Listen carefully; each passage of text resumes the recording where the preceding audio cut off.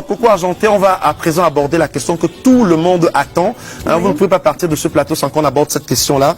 Le 5 août dernier, un huissier de justice vous a notifié une citation à comparaître.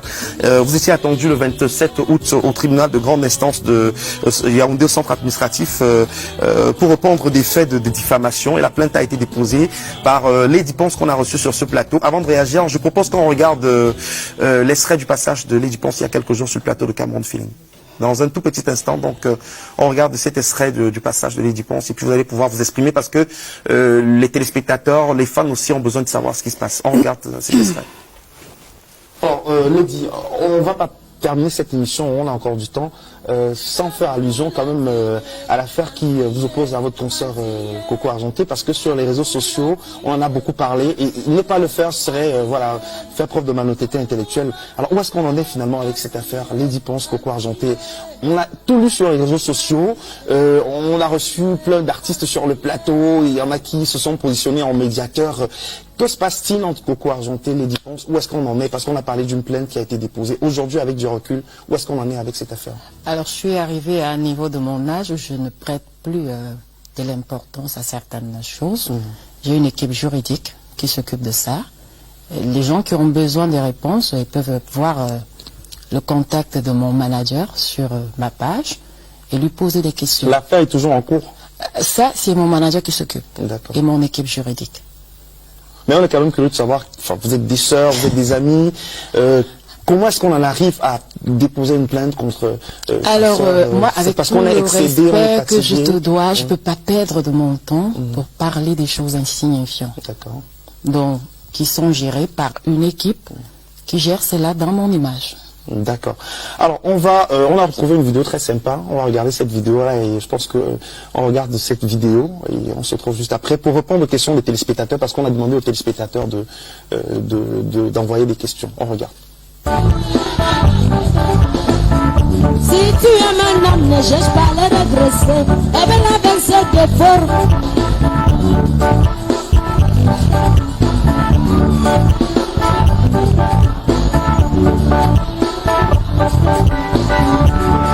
Les hommes sont des poissons fumés. Les hommes sont des poissons. Impossible de redresser. Difficile à changer.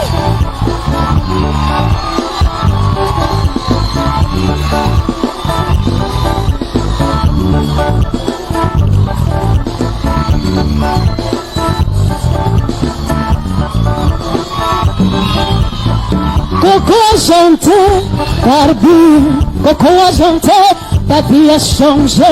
Coco Argenté, carbure, carbure, Coco Argenté, ta vie a changé. Tes enchères ont monté. Baby,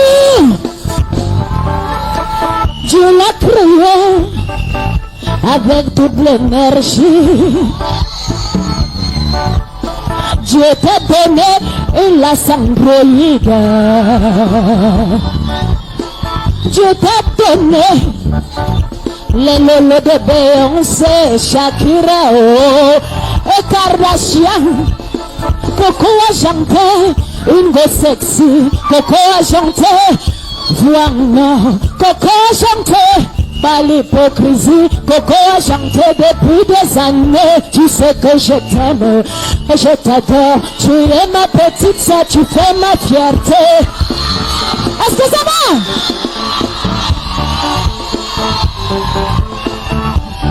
Dans la musique, il y a...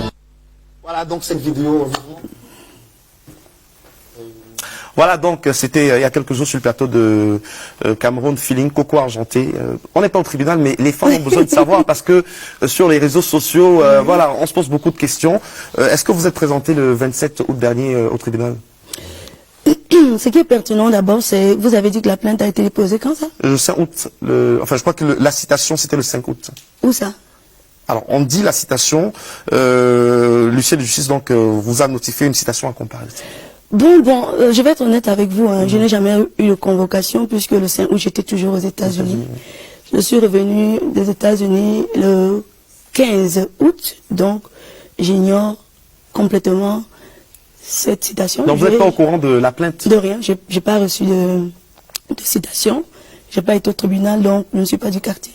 Mais qu'est-ce qui se passe en fait? Entre nous, on est en famille. Vraiment, Oui. le Cameroun, vous l'avez dit, c'est une grande famille. Mais qu'est-ce qui se passe entre Lady et vous? Est-ce que c'est juste le buzz? Parce que bon, dans l'univers de la musique, parfois le buzz aussi, ça fait monter les enchères. Est-ce que qu'est-ce qui se passe au juste? Bon, vous savez, c'est comme dans chaque famille. Parfois, il y a des problèmes d'incompréhension. Mais la seule chose qui peut arranger l'incompréhension, c'est le dialogue. Et pour qu'il y ait dialogue, il faut que des médiateurs se mettent en marche pour vraiment assainir, je vais plutôt dire l'odeur. Parce que, au fur et à mesure que ça étouffe, à la fin, ça pète. Et je pense tout simplement que c'est un problème de communication. Voilà. Donc pour vous, c'est un problème de communication Ouais, pour qui moi, peut être c'est ça. réglé.